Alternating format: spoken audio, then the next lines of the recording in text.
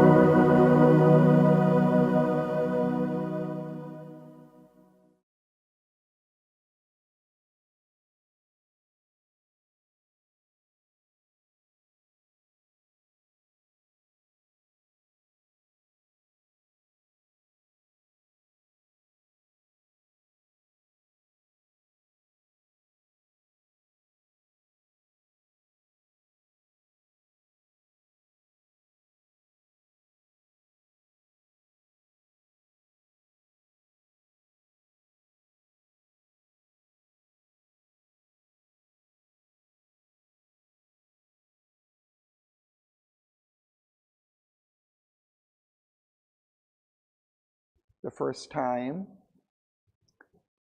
So now we will go over it again and then comment on the different passages.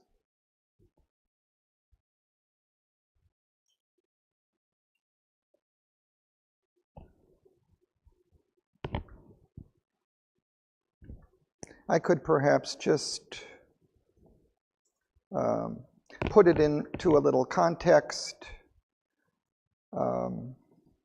We have, in the last book, Savitri has met Satyavan in the forest. She had gone out seeking her life partner at the behest of her father, who urged her to do that, her father, King Aswapati.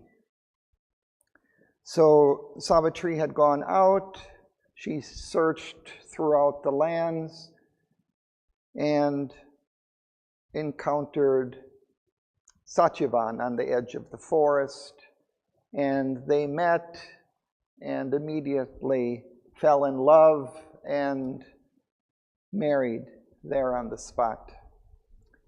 And he showed her his hermitage where he was living with his exiled king father, and then departed and said, I have to go back to my palace and inform my parents, and then I will return and we will never part again as long as we live.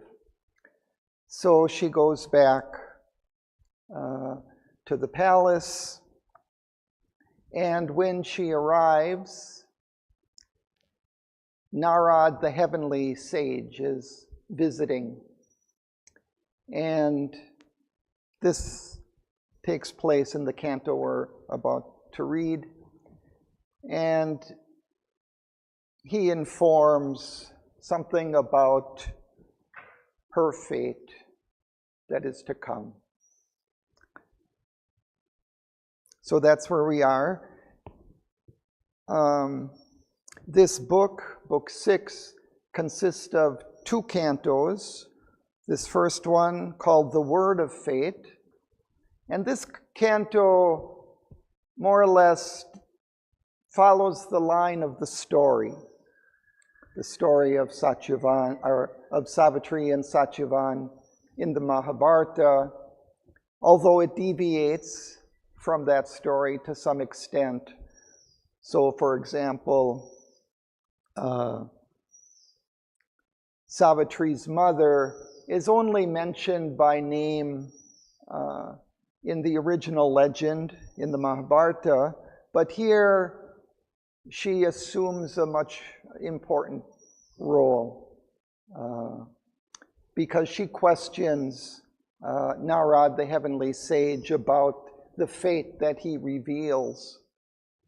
And so that takes place a little bit here in this canto, but then it goes into much more depth in the second canto about the nature of fate and the problem of pain.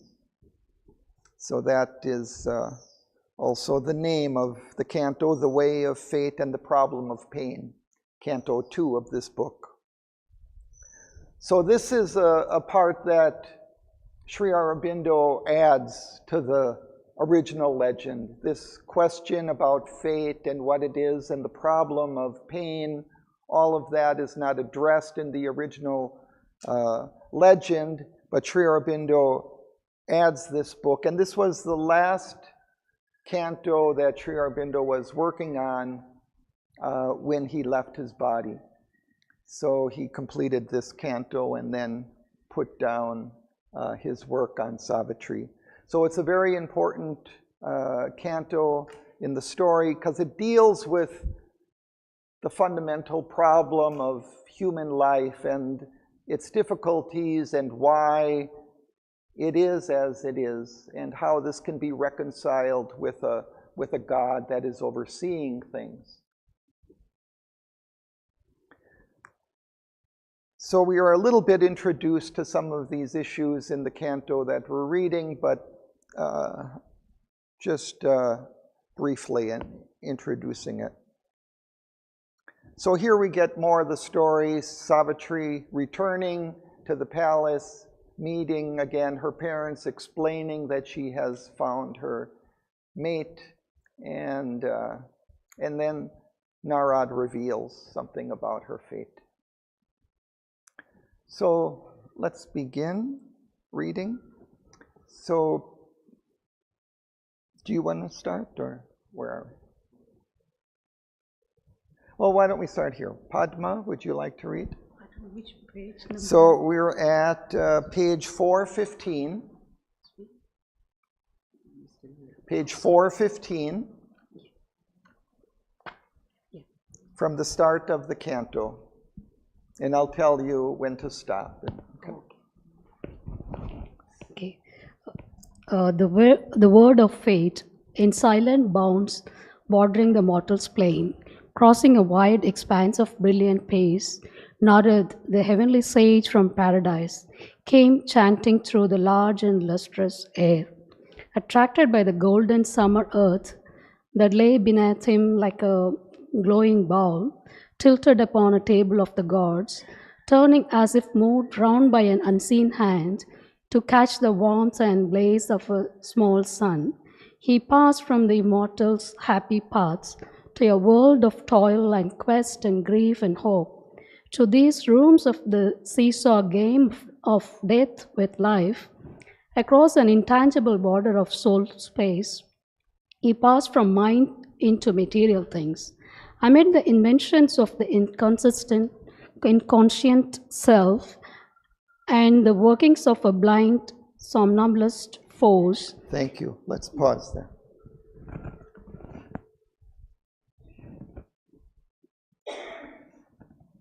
So we'll just pause for a couple minutes or a minute, and you can read through again.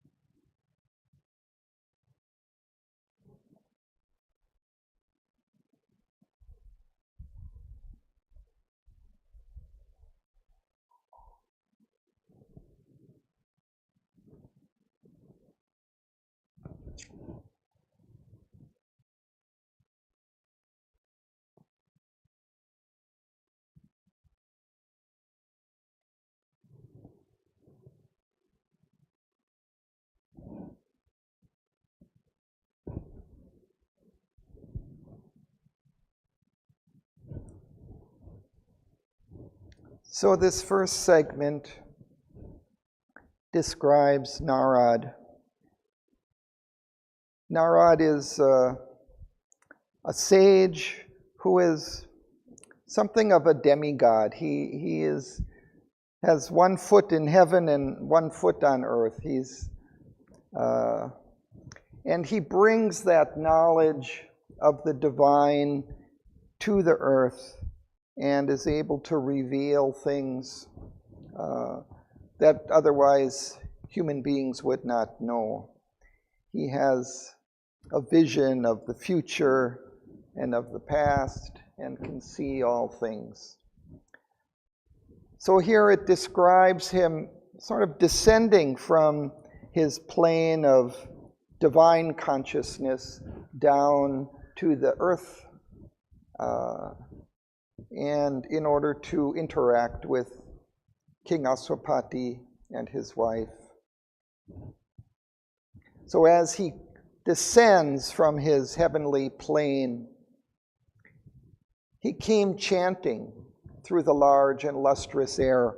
Also, he's kind of a singer, and he sings and chants the divine truths to people.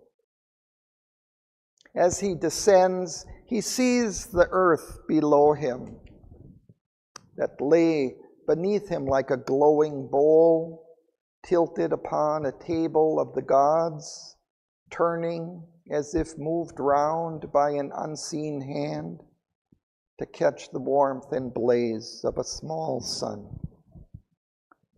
So he sees the earth below him as he descends. He passed from the immortals' happy paths, that's his home, to a world of toil and quest and grief and hope, that's our earth, to these rooms of the seesaw game of death with life. You know, a seesaw is something in a playground, a board that tilts one way or the other. People sit on it, children sit on either end and go up and down. Yeah?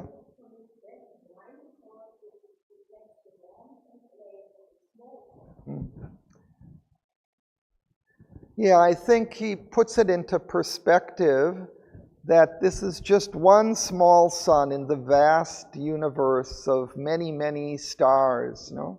This is just one small corner of the universe.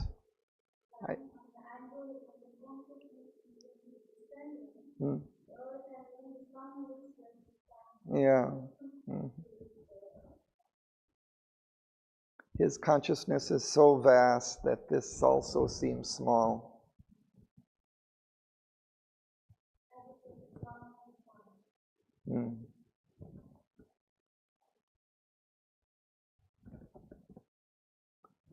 So he's describing this world also of toil and quest and grief and hope.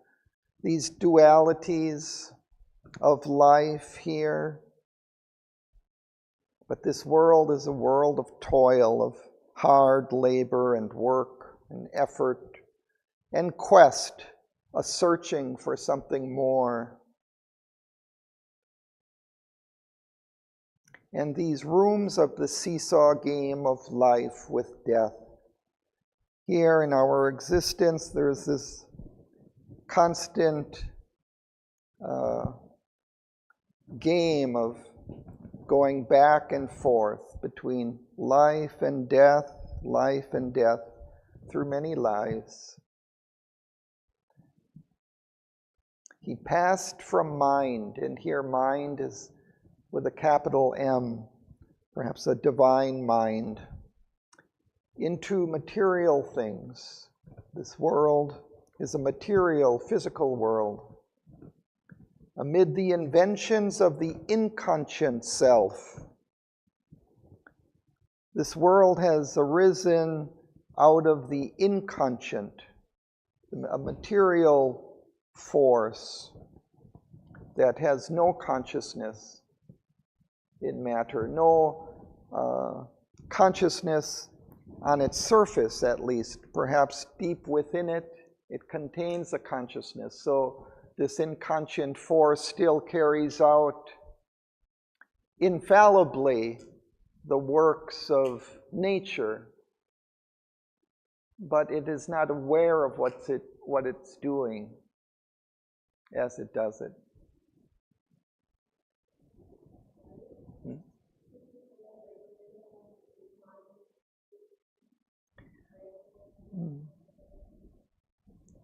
Well, I was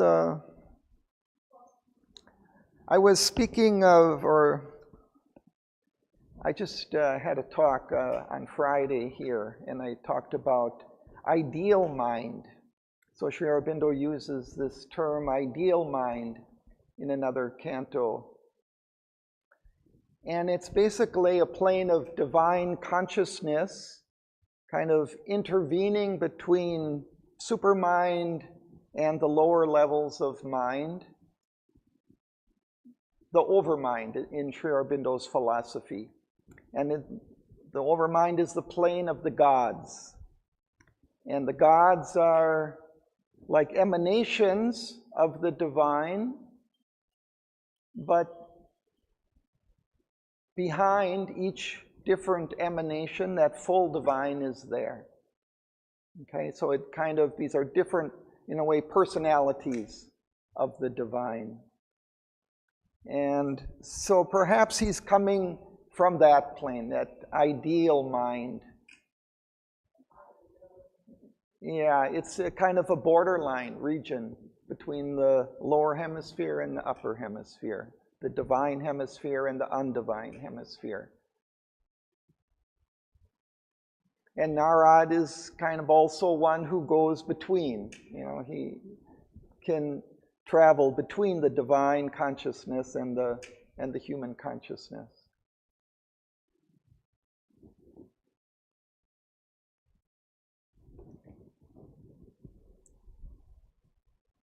And then in that last line, amid the inventions of the inconscient self and the workings of a blind somnambulist force. So a somnambulist is someone who walks in their sleep. So sometimes people do that. They're kind of unconscious. They walk around as if kind of knowing what they're doing, but they're completely asleep and unaware. So this inconscient force is like that. It also does things. It evolves, you know, into higher life forms, and it does all this work, but it's kind of asleep. It's not really aware of what it's doing. But still it does it infallibly.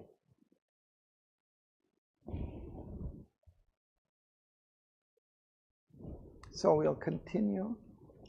So Sudanya. Up.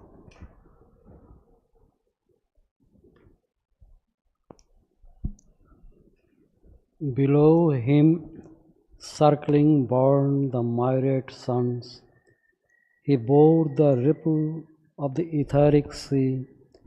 A primal air brought the first joy of touch. A secret spirit drew its mighty breath, contracting and expanding this huge world. In its formidable circuit through the void, the secret might of the creative fire displayed its triple power to build and form. Its infinitesimal wave spark, waving dance, its nebulous units grounding shape and mass, magic foundations and pattern of a world, its radiance bursting into the light of stars. He felt a shape of life, a shape of death, into solid matter's dense communion, plunging and its obscure oneness of forms. He shared with a dumb spirit identity. Thank you. Pause there.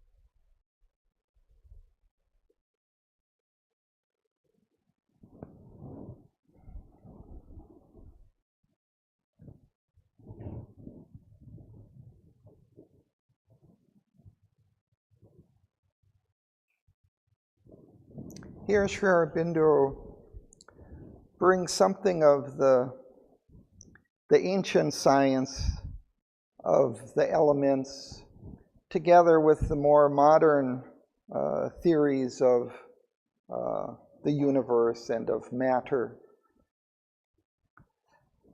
So in the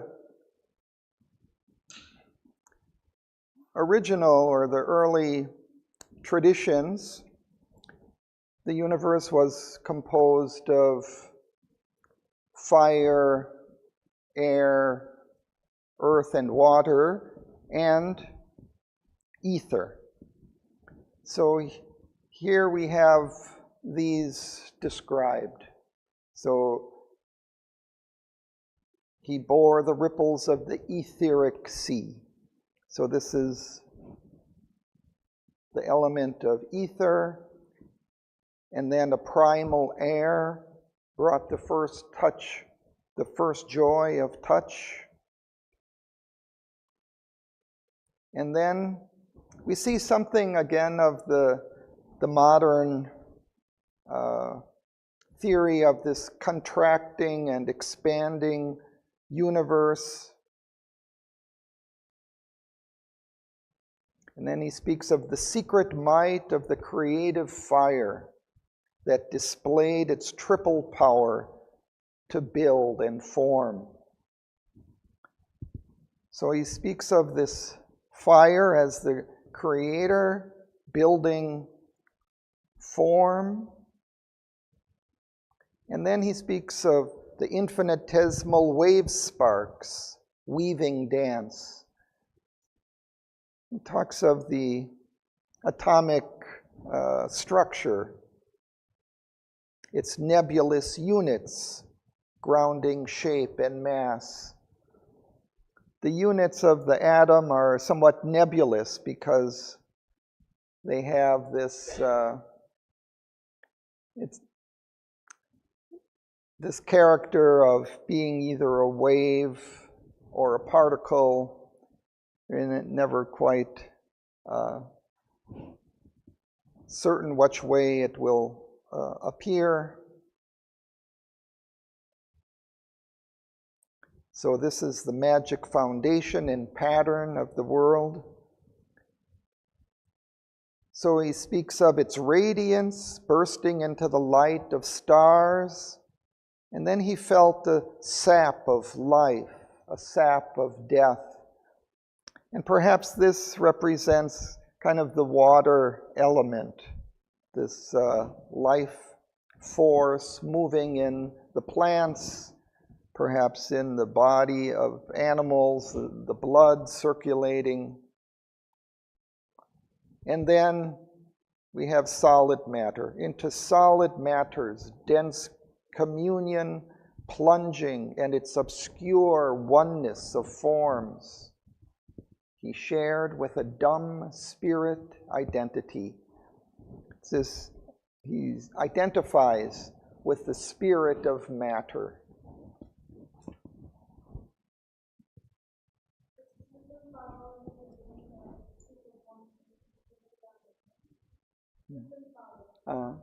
So you think that's Satchidananda?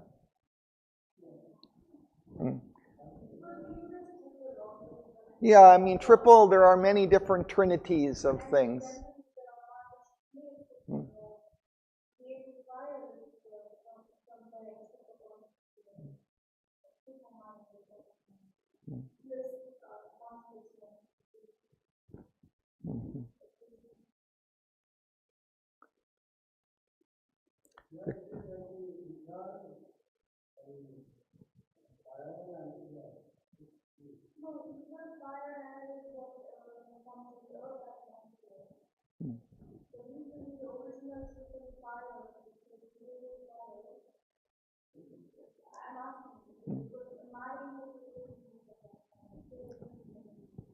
Yeah, perhaps that's a plausible interpretation, I think.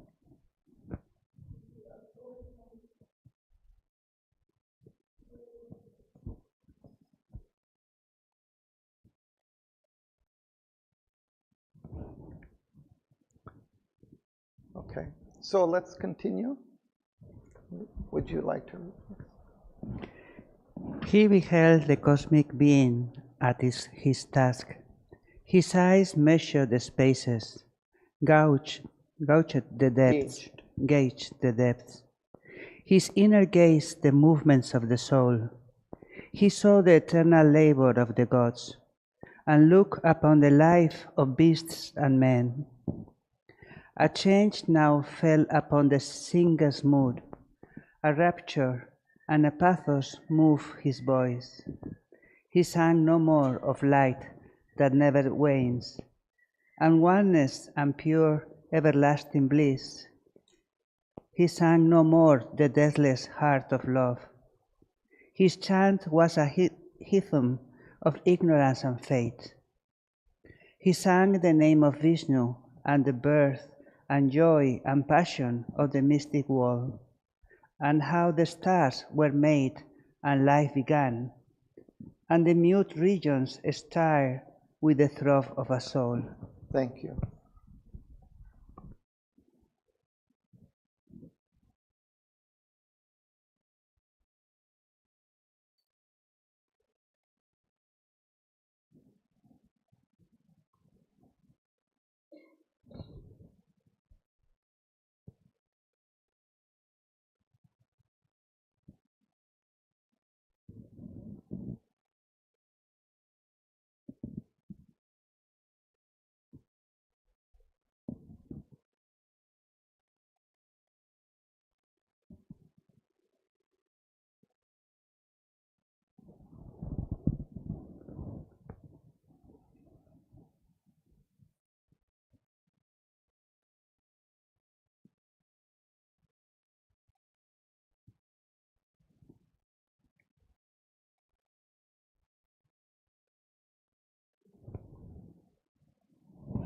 So Sri Aurobindo describes something of Narad's vision and his ability to look into the nature of the universe. He sees the cosmic being at his task. So he looks at the creation as a whole and how it is developing. His eyes measured the spaces and gauged the depths. He's able to see that entire cosmos in its working. And his inner gaze, the movements of the soul. Outwardly, he can see the universe, the physical universe. Inwardly, he can see the soul within it. He saw the eternal labor of the gods. Again, from this overmind plane, the gods are there overseeing the processes of the universe. They're working this evolution of consciousness that we see on earth, and looked upon the life of beasts and men. So a change comes over his singing. First, he's looking at the creation, and he's kind of filled more with the delight of the divine consciousness above. But as he looks more into the earth, a pathos moves his voice. So something of the pain, the emotion of the life on earth. He sang no more of light that never wanes, that never dims, and oneness and pure everlasting bliss. He sang no more the deathless heart of love. So these are in the higher planes, these qualities. But here, his chant was a hymn of ignorance and fate. He sang the name of Vishnu and the birth and joy and passion of the mystic world. Vishnu is the sustainer of the world. So he's singing of the birth and the development of the world through all its long course.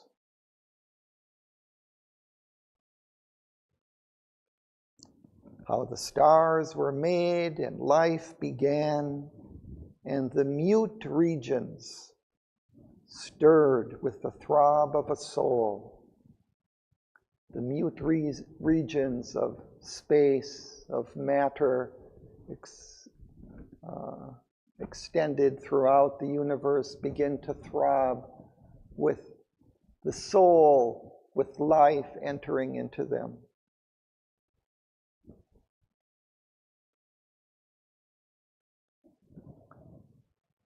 So let's continue.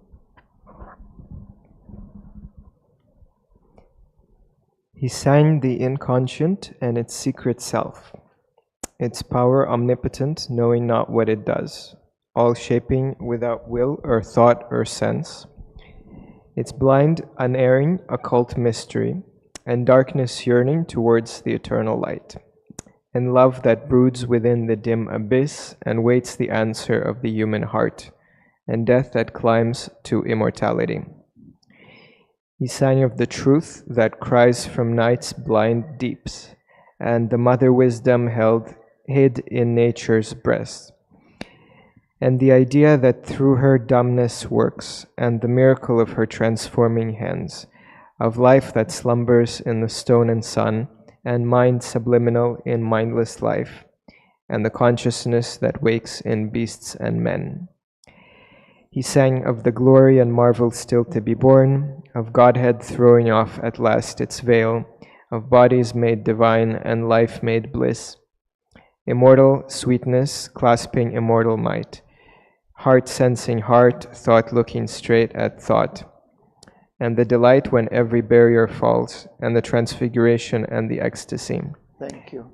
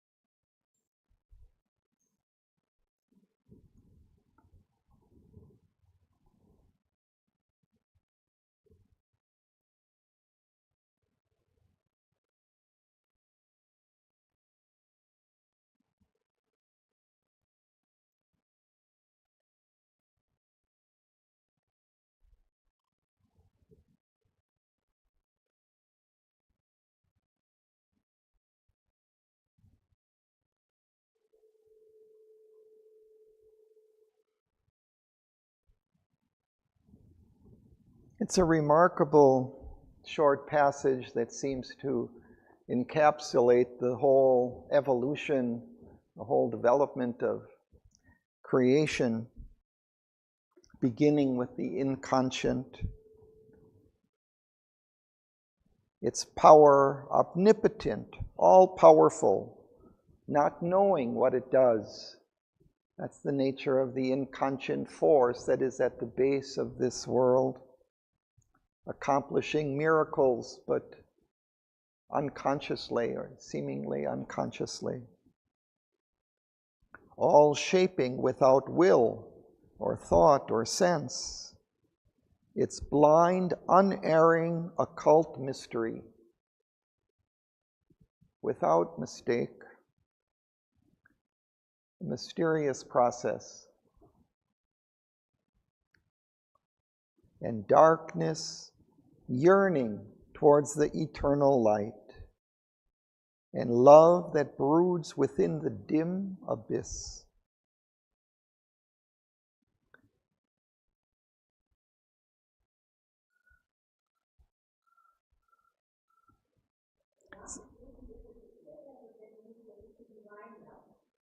Yeah, it seems something like that. At the base, within, deep, hid within matter itself, within the inconscient, perhaps that love is there as the source of that kind of uplifting movement that wants to reunite with the divine, with the conscious divine. Without that love, perhaps that would never be possible.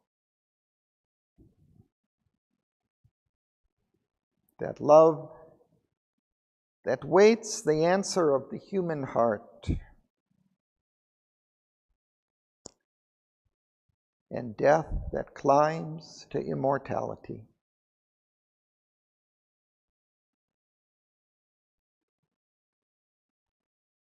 We saw that seesaw game of life and death earlier, this process of going between death and life repeatedly, like a game on a seesaw, until that death can climb to immortality, can unify somehow in another dimension. He sang of the truth that cries from night's blind deeps. Deep within the inconscient, that truth also exists, striving to become conscious and self-aware. And the mother wisdom hid in nature's breast, and the idea that through her dumbness works, through her silence continues to work. The idea is there kind of as an ideal. There's a higher form that waits to be born. It's there in the kernel of an idea that yet has to manifest and take shape. And the miracle of her transforming hands, of life that slumbers in the stone and sun. Even the stone and the physical sun have life within them that's slumbering as if asleep, but waiting to be woken up. And mind subliminal in mindless life. Even in the simplest forms of life, in the single-celled organisms, the amoebas, a mind is there, but subliminal. They reach out to other cells around them, and life moves, inspired by this mind, this subliminal mind that works within things. And the consciousness that wakes in beasts and men. Eventually, that subliminal mind begins to wake, becomes self-conscious in animals and in mankind. And then he sings of the glory and the marvel still to be born, of the future, of Godhead throwing off at last its veil. So he speaks of the future manifestation of the divine in the world, of bodies made divine and life made bliss, immortal sweetness clasping immortal might, the joining of sweetness, love, and absolute power. Heart sensing heart, thought looking straight at thought. And the delight when every barrier falls. That's the Ananda that comes when all the limitations are broken. The being expands outward infinitely beyond all limitations. That's what brings the infinite delight of the Ananda and the transfiguration and the ecstasy.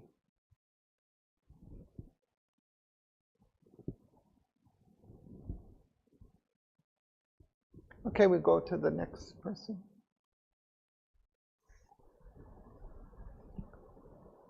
And as he sang, the demons wept with joy for singing the end of their long dreadful task, and the defect for which they hoped in vain, and glad release from their self-chosen doom, and return into the one from whom they come. He who has conquered the immortal seeds came down to man or earth, the man divine, a draught, a lighting, speak, a glory fell,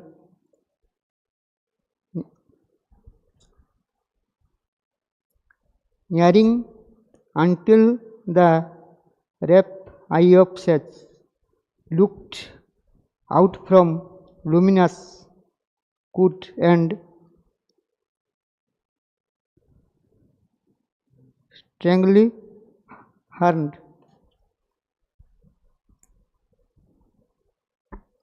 Strangely limbed his face.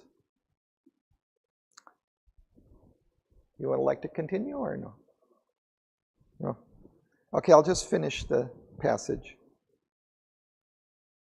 Looked out from luminous cloud and strangely limbed his face, a beautiful mask of antique joy, appearing in light, descended where arose King Aswapati's palace to the winds in Madra, flowering up in delicate stone. There welcomed him the sage and thoughtful king. At his side, a creature beautiful, passionate, wise, aspiring like a sacrificial flame skyward from its earth seat through luminous air, queen-browed, the human mother of Savitri.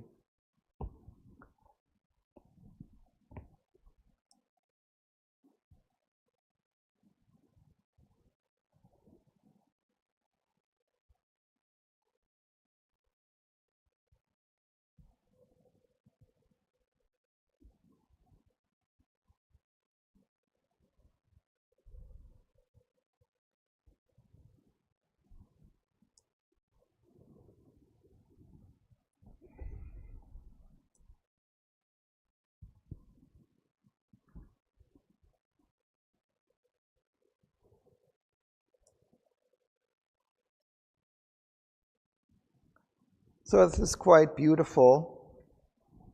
In the last segment, we saw Narad singing of all of this creation of the universe from its beginning and its development through life and the animals and mankind and into the future when the divine life would be established here on earth. So he's singing this, and as he sang, the demons wept with joy, foreseeing the end of their long, dreadful task, and the defeat for which they hoped in vain, and glad release from their self-chosen doom, and return into the one from whom they came.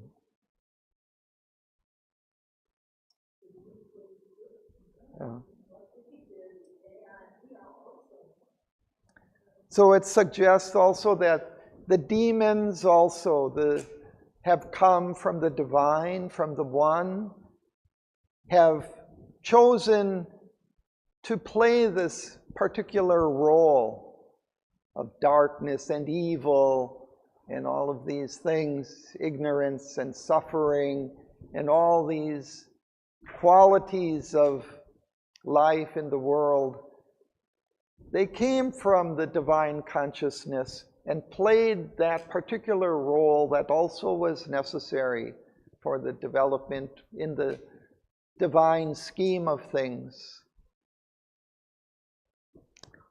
So as Narad was singing, they also wept with joy, seeing that now or soon their end would come, their suffering, and that they could return into the one, into the divine again.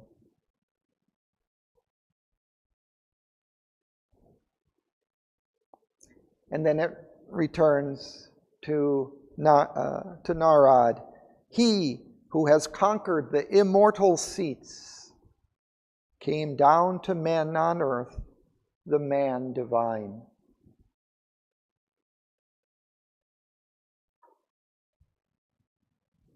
Perhaps he was a being who had ascended from earth. It's almost suggestive of that he had conquered perhaps the overmind consciousness. He had ascended to that level. And now from that level he could come back down to the earth and he could move between the earthly consciousness and that divine consciousness. He who has conquered the immortal seats came down to men on earth, the man divine. So he has that dual quality, man and divine. As darts a lightning streak, a glory fell, nearing until the rapt eyes of the sage looked out from luminous cloud, and strangely limbed his face, a beautiful mask of antique joy. It's as if he's descending now through the clouds, and now his face becomes visible.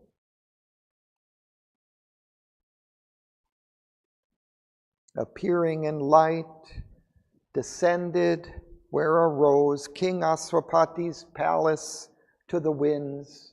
He's descending from that heavenly consciousness down into the earth consciousness, into Aswapati's palace in Madra, flowering up in delicate stone. The palace is delicately carved into the stone.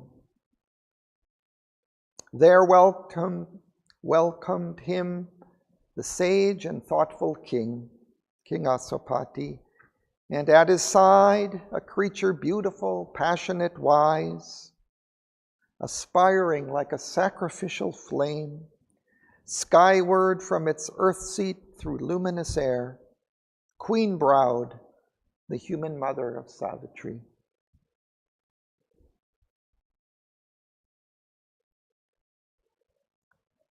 Here she is described in quite wonderful terms, but we'll see later also that she gives voice to the kind of the human heart and the difficulties faced, the grief that she feels for the fate of her daughter.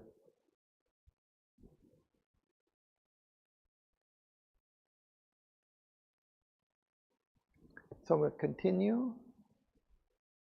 Margaret. There welcomed him the sage and thoughtful king. At his, there for an hour, untouched by the earth's siege, they ceased from common life and care and sat, inclining to the high and rhythmic voice. While in his measured chant the heavenly seer spoke of the toils of men and what the gods strive for on earth, and joy that stops behind the marvel and the mystery of pain. He sang to them of the lotus heart of love, with all its thousand luminous buds of truth, which quivering sleeps, veiled by apparent things. It trembles at each touch, it strives to wake, and one day it shall hear a blissful voice, and in the garden of the spouse shall bloom, when she is seized by her discovered Lord. A mighty shuddering coil of ecstasy crept through the deep heart of the universe. Out of her matter stupor, her mind's dreams, she woke, she looked upon God's unveiled face. Thank you.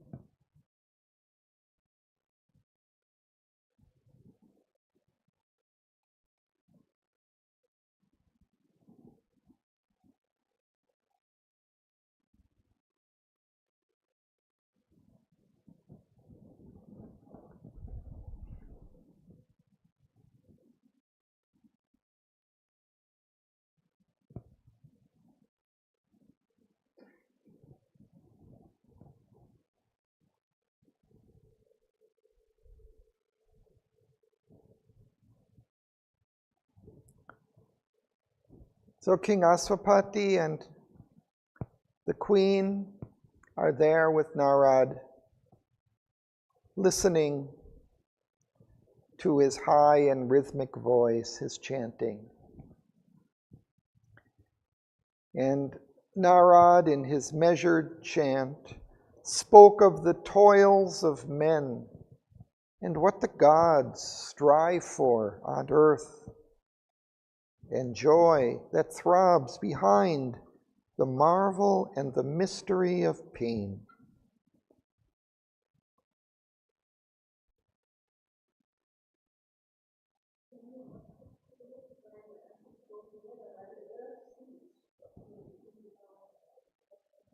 Untouched by the earth's siege.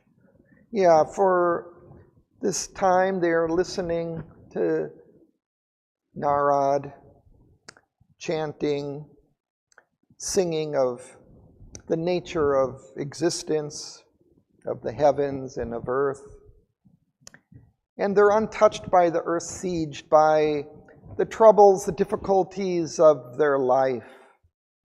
He is the king of an kingdom, of an empire, and he has perhaps many difficulties and problems he must face in his life.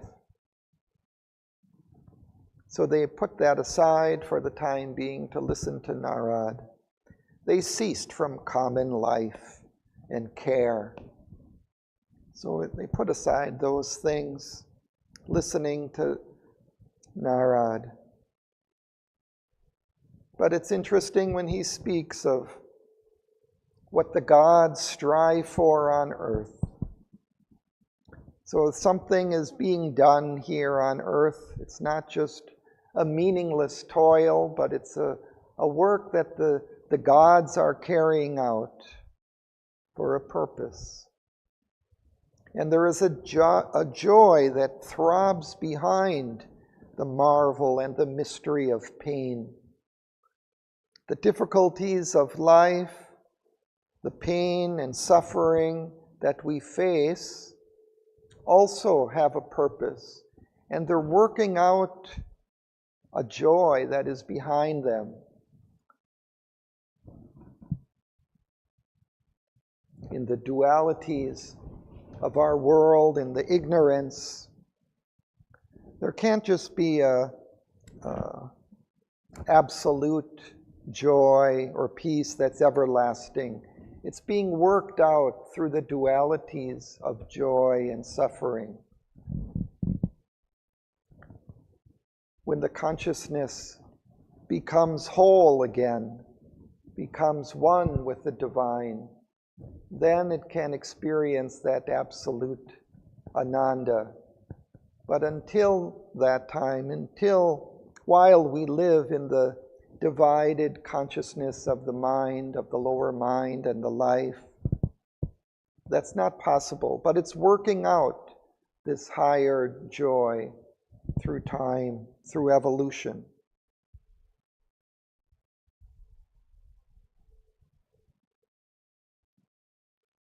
He sang to them of the lotus heart of love. Again, deep within this existence, there is this divine love at its center, with all its 1,000 luminous buds of truth, which quivering sleeps veiled by apparent things.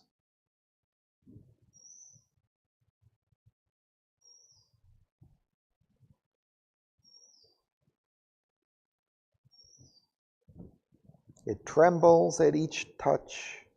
It strives to wake. He's almost seems to be comparing this love enclosed within the creation, within matter, like a lotus bud that gradually opens with its 1,000 petals of truth.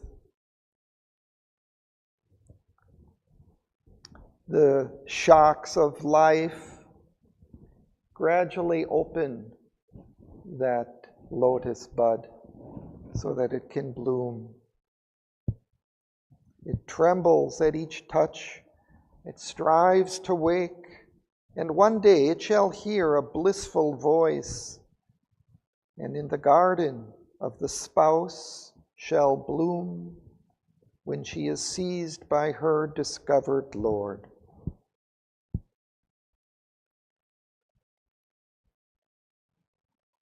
So that lotus bud one day will wake to the divine consciousness, the voice of the divine.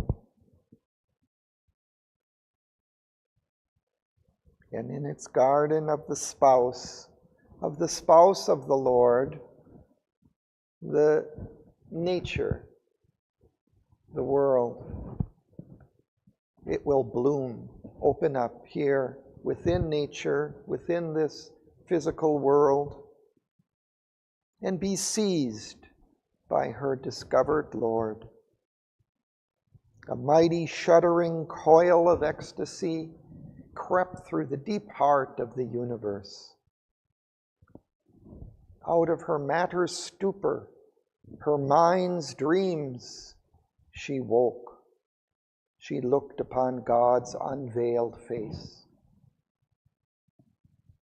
This lotus bud of love, deep within the creation, will open, hearing the voice of the Lord, and she will wake out of matter's stupor and her mind's dreams, and she'll look upon God's unveiled face.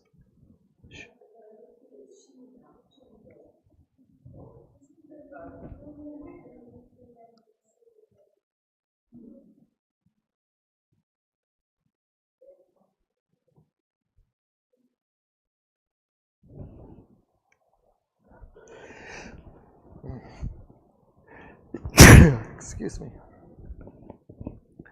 Well, he kind of subtly seems to shift from its to she, because he speaks of this lotus heart of love with all its 1,000 luminous buds of truth, and it trembles, it strives to wake, and one day it shall hear a blissful voice. It's still it. And in the garden of the spouse shall bloom when she is seized by her discovered Lord.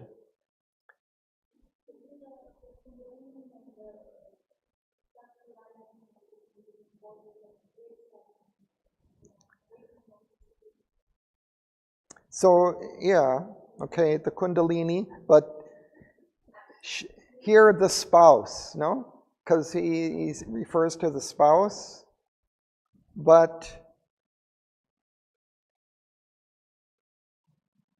and then when she is seized, when the spouse is seized by her discovered Lord. But who is the spouse? I would say nature.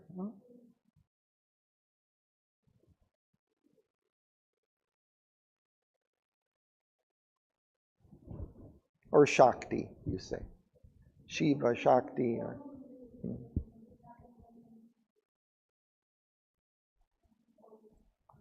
So out of her matter's stupor, this also is nature, no? Her mind's dreams, she woke.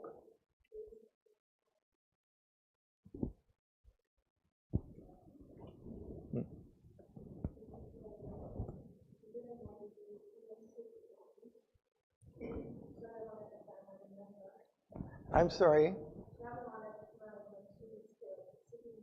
Yeah. Oh.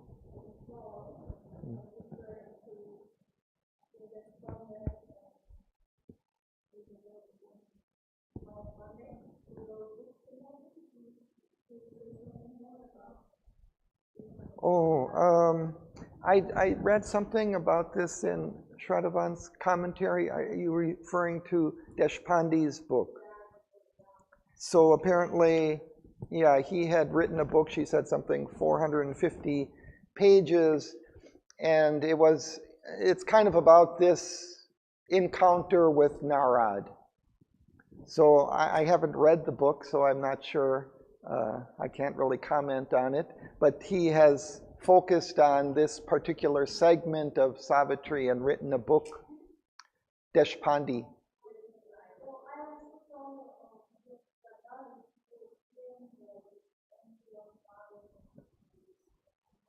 Yeah. Well, it's quite a remarkable passage within Savitri, these few pages that we're reading, because, I mean, Narad describes the whole creation, and then it links back to the traditional story in the Mahabharata of Narad as heavenly sage who is this bridge between the divine and the world, the divine consciousness and the human consciousness, and who can go back and forth. So it's quite a deep significance behind. Actually, this part of the poem, it seems kind of simple at one level. It's just kind of the story, their meeting, but there's behind a lot of, I think, deeper symbolism that is here that is just kind of below the surface. I mean, just the very nature of Narad and his consciousness and what that is like, going between the divine realms and the human realms. I mean, that in itself is quite a deep thing. But then he's also singing about this whole evolution of consciousness, from the inconscient and the birth of the stars and the universe, all the way up to the manifestation of a divine being in the world. So he speaks of that whole process. So it's quite a remarkable thing in this short segment of the poem. And he speaks of other significant aspects of the creation, of this love that's there within the depths of the creation that allows it to rise and join again with the divine, and even of the demons and their role in the world, and how they also have come from the divine and seek to reunite with the divine. There's really a lot of substance in here, although the story is kind of, on a superficial level, kind of simple.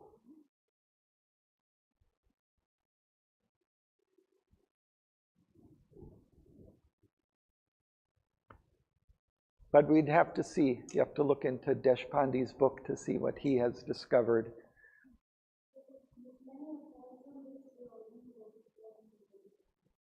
Excuse me?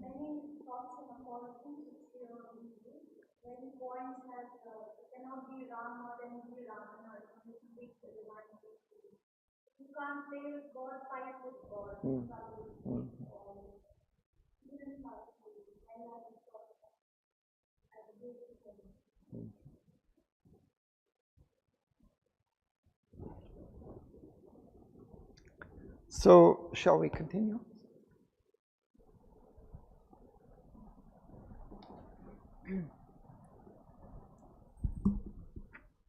Even as he sang and rapture stole through earth time and caught the heavens, came with a call of hooves, as of her swift heart hastening, Savitri. Her radiant tread glimmered across the floor, a happy wonder in her fathomless gaze. Changed by the halo of her love she came, her eyes rich with the shining mist of joy, as one who comes from a heavenly embassy, discharging the proud mission of her heart, one carrying the sanction of the gods to her love and its luminous eternity. She stood before her mighty Father's throne, and, eager for beauty on discovered earth, transformed anew in her heart's miracle light, saw like a rose of marvel, worshipping the fire-tinged sweetness of the Son of Heaven. Thank you.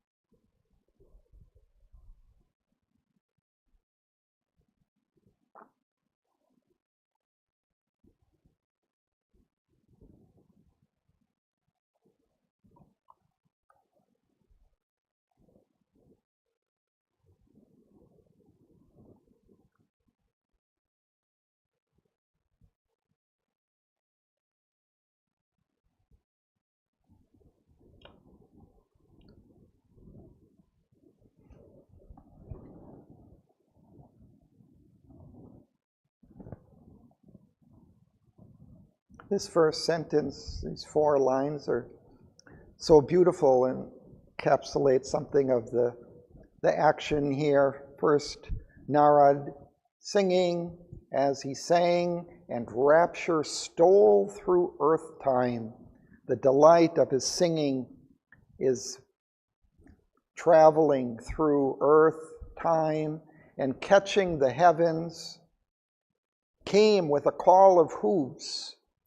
So a sound of the horse's hooves comes as of her swift heart hastening. So like the hastening hooves, the galloping of the horse coming, it's like Savitri's heart racing quickly to tell her father and mother of her choice.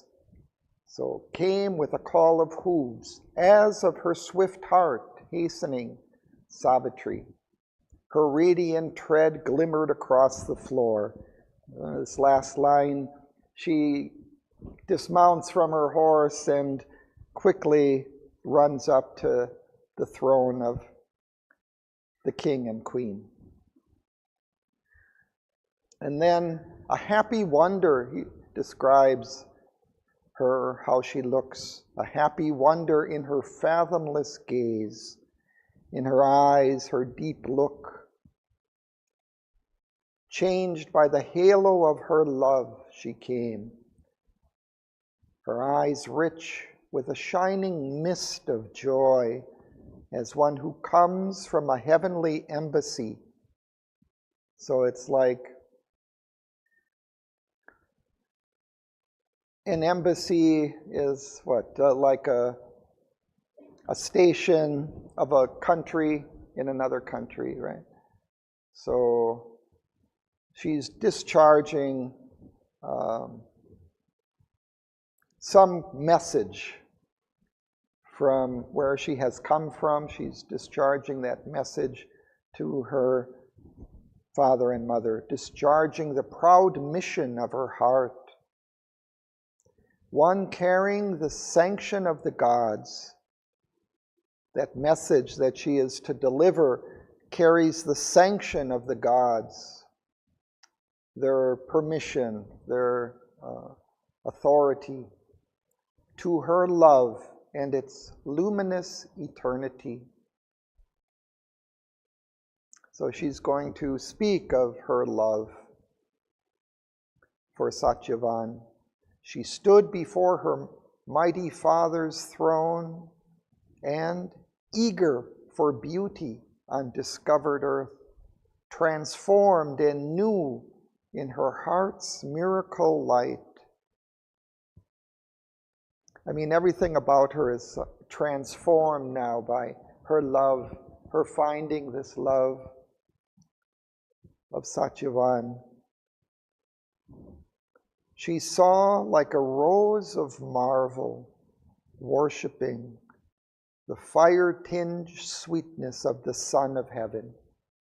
So as she comes, she sees Narad, the heavenly sage, with his fire-tinged sweetness.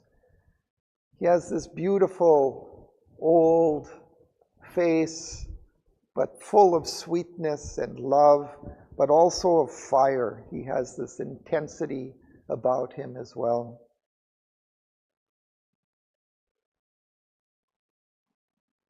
So she sees the three of them as she comes before them. Okay, we continue. One more.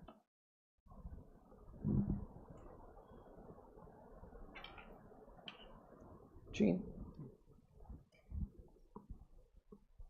He flung on her his vast immortal look.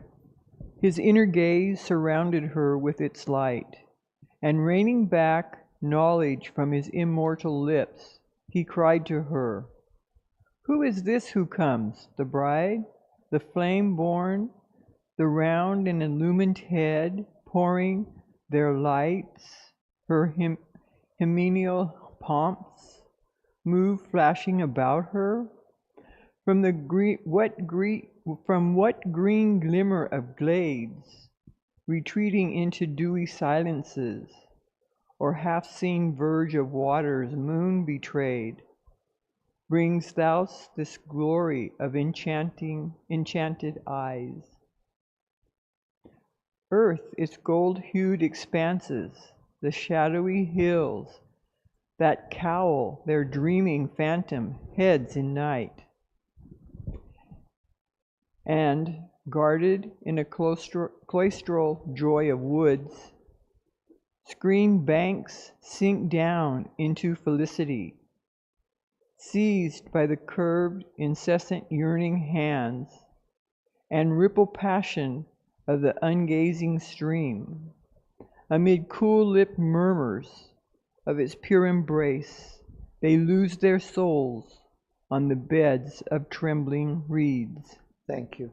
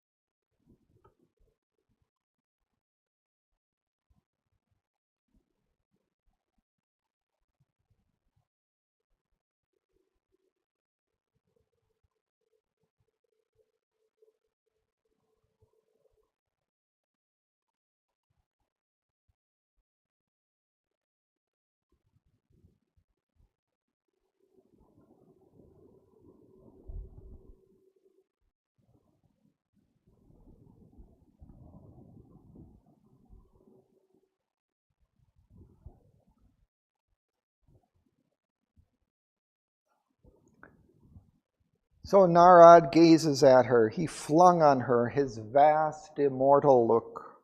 His inner gaze surrounded her with its light. And then he speaks.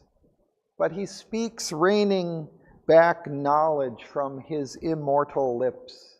He doesn't reveal all that he knows when he speaks.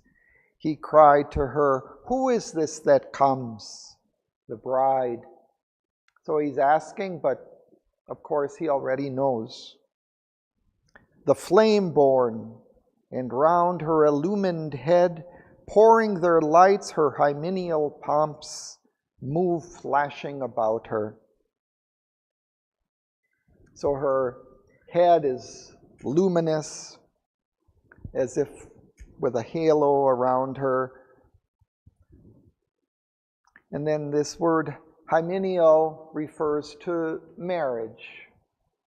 So her marriage pomps, her display of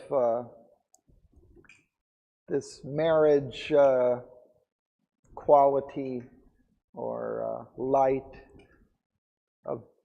of joy and union. So she's carrying this glow from her marriage that she's just enacted with Satyavan. And then he speaks this very wonderful, beautiful kind of description of the deep forest surrounded by the hills with the stream flowing through it.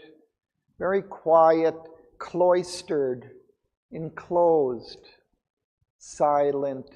So this also describes Satyavan's hermitage to some extent. It was in the cloister of the trees of the forest, very much enclosed in the green trees and the grasses. But there's something, exceptionally beautiful about that. It's something of the soul quality that also comes out in such a place.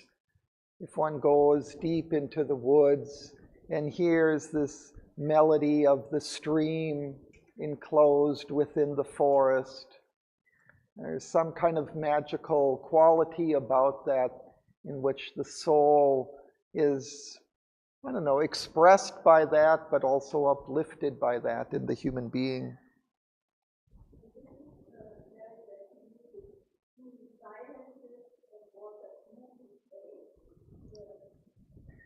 Yeah, so here he's speaking of, from what green glimmer of glades. Okay, so from where within the forest, the glimmer of the glades. So that's the greenness of the forest, retreating into dewy silences. So again, it's kind of remote from the life of men. It's in these dewy silences. It's in the forest, and it's carrying this dew of the moisture of the place. Or half-seen verge of waters, moon betrayed. So again, it's kind of seems to be describing like this secluded stream within a forest, or in a mountainous region, perhaps. So it's the waters are half seen, moon betrayed. So maybe there's just a glimmer, one sees a little bit of the stream lit up by the moonlight. Bringest thou this glory of enchanted eyes? So from what place like that have you come, carrying that atmosphere in your eyes?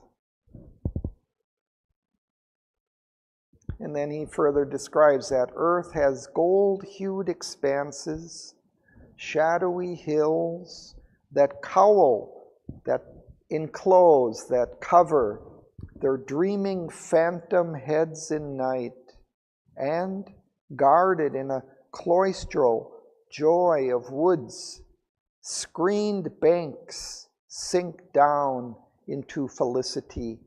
So the banks along the forest stream sink down into happiness, seized by the curved, incessant, yearning hands and ripple passion of the upgazing stream. So it's as if the stream is kind of seizing that the lands, the hillsides around it, kind of holding them. Amid cool-lipped murmurs of its sure embrace, they lose their souls on beds of trembling reeds.